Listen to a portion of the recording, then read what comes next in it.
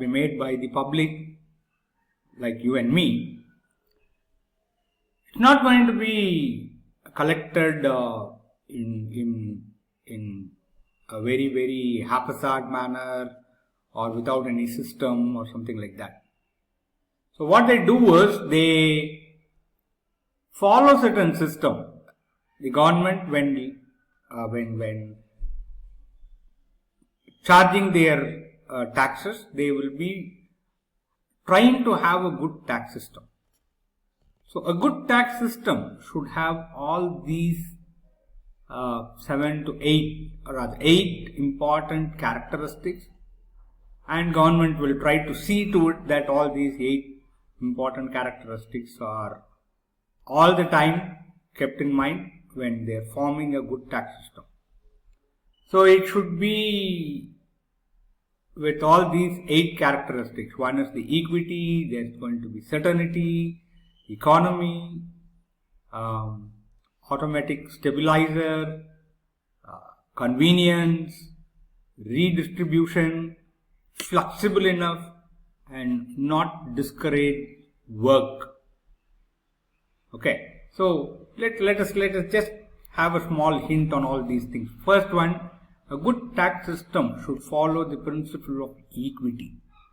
In the sense, it should be based on the ability to pay taxes. Everybody should pay tax depending on their ability. That's why the direct tax system, whatever we follow now in India, it is a progressive tax system where, when you are going to have little amount of income, you will pay little amount of tax. When you are going to have lot of income, you are going to pay lot of taxes. So there should be some kind of an equity based on the capacity of or an individual's ability to pay taxes. The taxes should be collected. So basically, any tax system should have this principle of equity in its mind. And a good tax system should always have a kind of a certainty. Everybody should know their tax liability when the rules and regulations are formed out. A clear-cut certain income or certain taxability or certain liability should be computable. Okay, there should not be any haphazard or a Confucius way, or it should not be creating havoc, something like that. So it should have some kind of a certainty. Any tax system should have economy. The cost of collection must be kept at low. It's going to be from the administrative aspect of the government, but still what they have to do is they have to see to it that not too much of money is going to be spent on collection of these taxes. So it should follow the economy also. The economy should be from the government side. It should be automatic stabilizer. Should have a stabilizing effect on the national income level. When the level of income, national income is lower, maybe some extra taxes might be put out. When the when they are going to have lot of income, maybe the government will try to have a little amount of tax getting collected. So it acts as an automatic stabilizer. Whatever money that is required, that alone will be collected. Unnecessary money will not be collected in the form of taxes. So that should be the basic criterion with which your tax system should work. It should be convenient to pay. So must be easy to collect taxes. From the government side, it should be easy to collect taxes. So that's the reason why today we have got all this digital payment, digital side, filing of taxes is also going to be made out on a portal basis, whether direct or indirect, whatever it is going to be based on the portal basis only. And a taxation should be able to or enable some kind of a redistribution of wealth from rich to the poor. That's why we are following, as I told you, the progressive tax system. So, lot of people who have got lot of income or people who have got lot of income, they should pay more. People who have got reasonable income, they should pay less. and people who have got no income, they need not pay income tax at all. So with that redistribution, what they are trying to do is they are going to take a lot of money from those rich people and give it to the poor people for their basic infrastructure. So that should be the characteristics of a good tax system. And it should be flexible enough, in the sense that the chargeable to suit the economic conditions. If the economy itself is in poor state, how will the people will pay taxes? And if the economy is flourishing, maybe you can collect a lot of taxes from the people. So it should be flexible enough to pay, to collect or to charge more amount of taxes if required, less amount of taxes if not required, and things like that. And it should not discourage the investment. Okay, you should have a good system to encourage investment. That's the reason why we in India, according to the Income Tax Act, a lot of rebates and a lot of exemptions are being given those who are investing in long-term investments in housing sectors and so on. So these are the important aspects that a tax system should consider, and this is how any tax system should work in the given situation. And now coming to the point of types of taxes. There are two different types of taxes that you can have in an economy. One is the direct tax, the other one is the indirect tax. What makes the difference between direct and indirect tax is so simple. The tax burden or the chargeability of tax, that makes the difference between direct tax and indirect tax. How? The chargeability of taxes will be direct on the person who has to pay tax in case of a direct tax system. That is something like this. The person who is liable to pay taxes will pay taxes direct to the government without any intermediation. So some of the examples are given listed out in the slide, like your income tax, your corporation tax, capital gain tax, capital acquisition tax, wealth tax. All these are some of the examples of your direct taxes. Indirect tax, something like, when people have to pay taxes on their consumption. We pay taxes, knowingly or unknowingly, on all our consumptions we pay taxes, and that's going to be a kind of an indirect tax. And in India, after 2017, it is indirect. GST.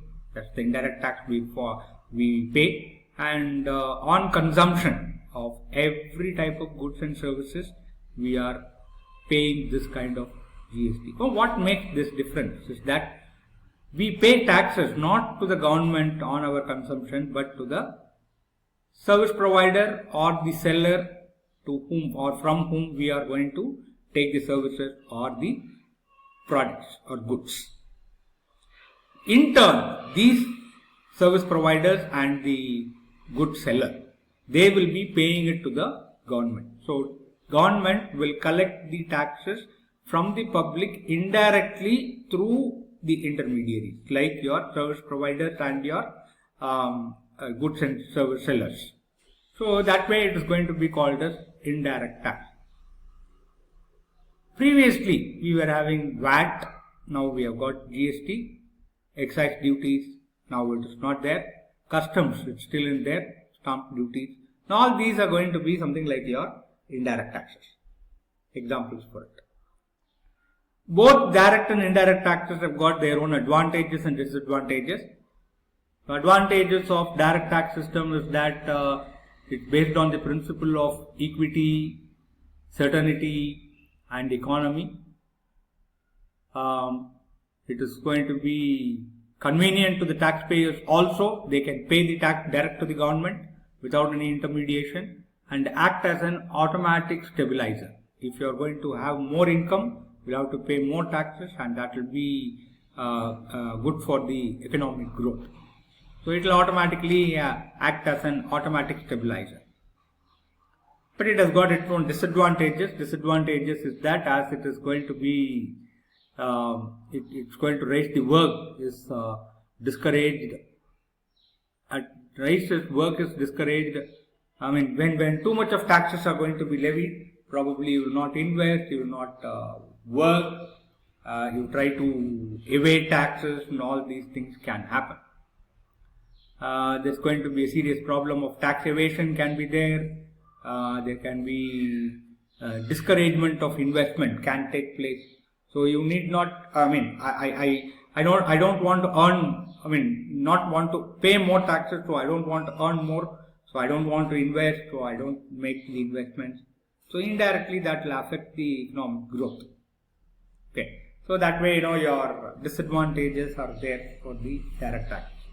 In the indirect tax phenomenon, the advantage is that the cost of collection is going to be very, very economical, because on consumption you are going to collect taxes. On every consumption you are going to collect taxes, and that is going to be paid by the respective sellers or the service providers. So the contact point is going to be very, very less, the sellers and the service provider. And it is easier to extract from the public. It's going to be less sensitive in the sense it's going to be collected along with your price of the product itself. So it's going to be very sensitive to, less sensitive to. And then, less sensitive in the sense they are, without knowing that we are paying taxes, we will be paying taxes when we look at the bill itself. So we consider it has to be paid, and we pay it.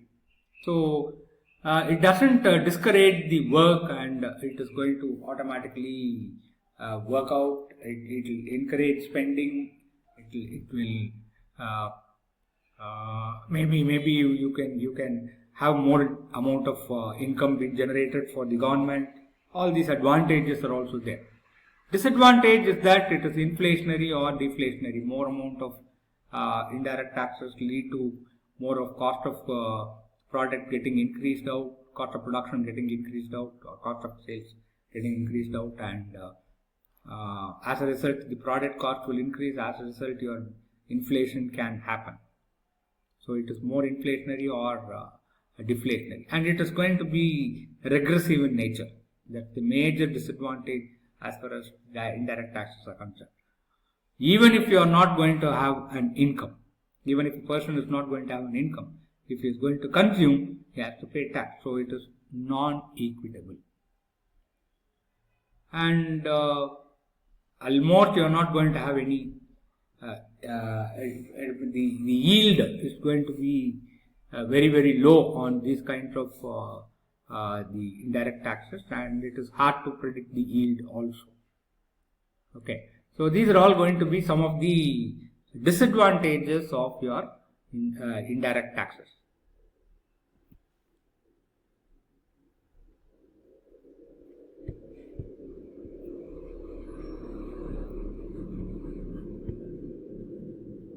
Yeah. Now, as I was talking about two different types of taxes, this is going to be the difference. What you see on your screen is going to be the difference between the direct tax system and the indirect tax system that you can have. The point of differences is that the incidence and impact of taxes. In case of your direct tax, the tax is said to be direct, and when the impact is, and the incidence of tax is going to be on the same person. But here on the indirect tax system, in the third column, whatever is there, it's going to be something like this. The impact is going to be on one person, and the incidence is going to be on the other person. For example, impact is going to be on the consumers, but the incidence, those who are going to pay tax, is going to be the seller or the service provider. So incidence and impact is going to be different in case of your indirect tax. Burden of tax. In case of direct taxes, it is imposed on the individuals, individual organizations, individuals, and burden of taxation cannot be shifted from one person to another. But then in case of indirect taxes, it is imposed on commodities, consumption, and it allowed the tax burden to be shifted. So consumer paying it to the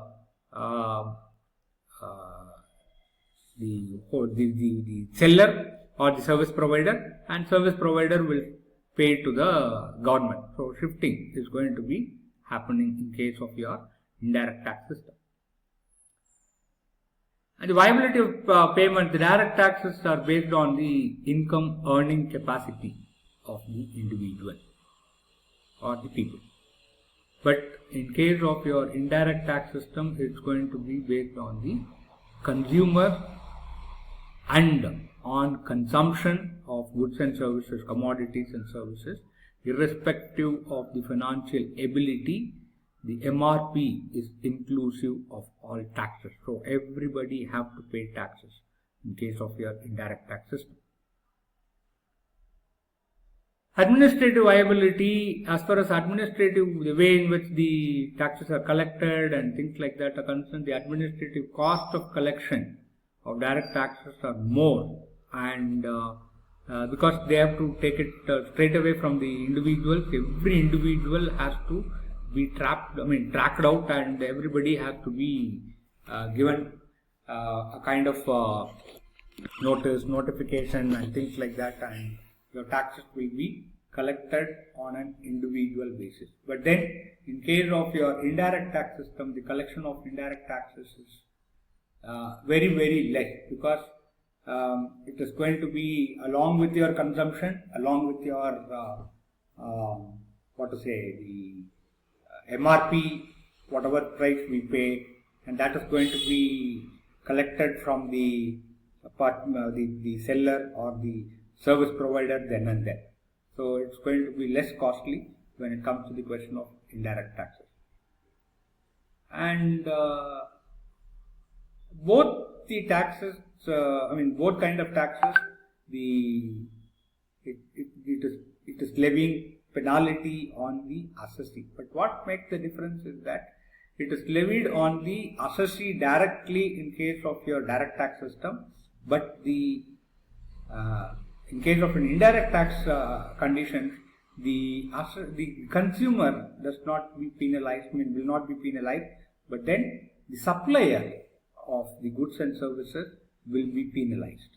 So incidence of tax is going to be on different person, and impact is going to be on the different person. So the person, the supplier and the service provider will be penalized for non-payment of taxes in case of your indirect tax system.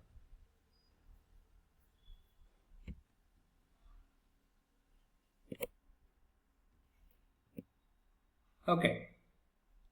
Now, answering to this question on why the taxes are levied. The taxes are levied because of two reasons. This is going to constitute the basic source of revenue for the government. So, majority of the government, whatever country it is, majority source of income for the government is going to be from taxes. So, taxes has to be levied. Particularly in a country like India, where you have got mixed economy system of working, democratic system of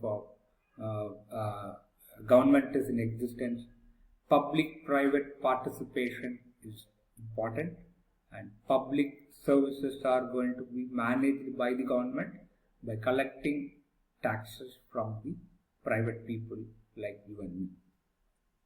Okay, and the revenue that is going to be collected through this taxes are going to be utilized for meeting the expenditure of the government, like the defense, the provision of education, healthcare, infrastructure facilities, like roads, dams, railways, telecommunication, and all these types of services are going to be provided. The public services are going to be provided through these taxes that is going to be collected. So that's the reason why we need to and the government has to depend on the taxes for a very important, for all these very important reasons. Okay, who has got the power to collect the taxes or levy the taxes? Okay, now the Constitution of India in Article 265 lays down that no tax shall be levied or collected except by the authority of law.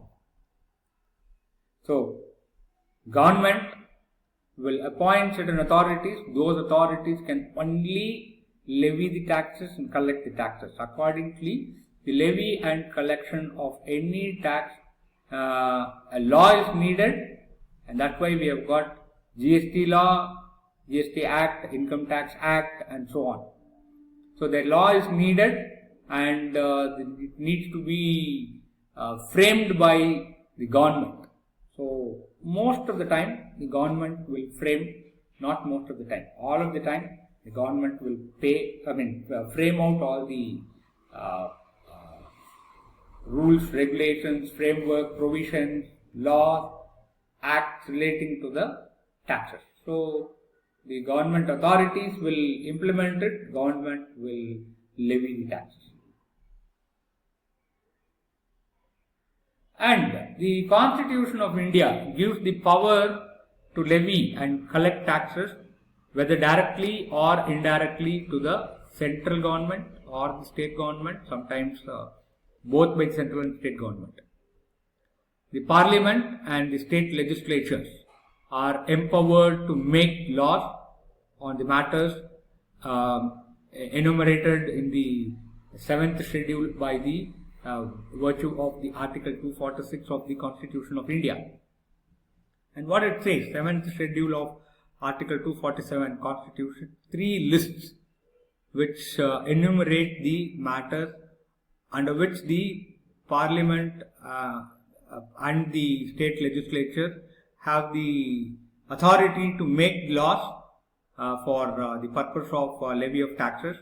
So they are going to be something like list 1, list A, list B, list C. Something like first one is going to be your union list, where the Parliament has exclusive power to make laws on the matters of constituted in the union list. Central government will make that. State list, the legislature of any state will make that particular list, and they have got powers to levy and collect the taxes in the matters related to the things that are specified in the state list. And there's going to be a concurrent list where you are going to have this GST under this concurrent list, where the Parliament and the state legislature have the powers to make the law of law to levy taxes and collect taxes, and all the matters related to the taxes are going to be concurrently handled both by the central government and state government.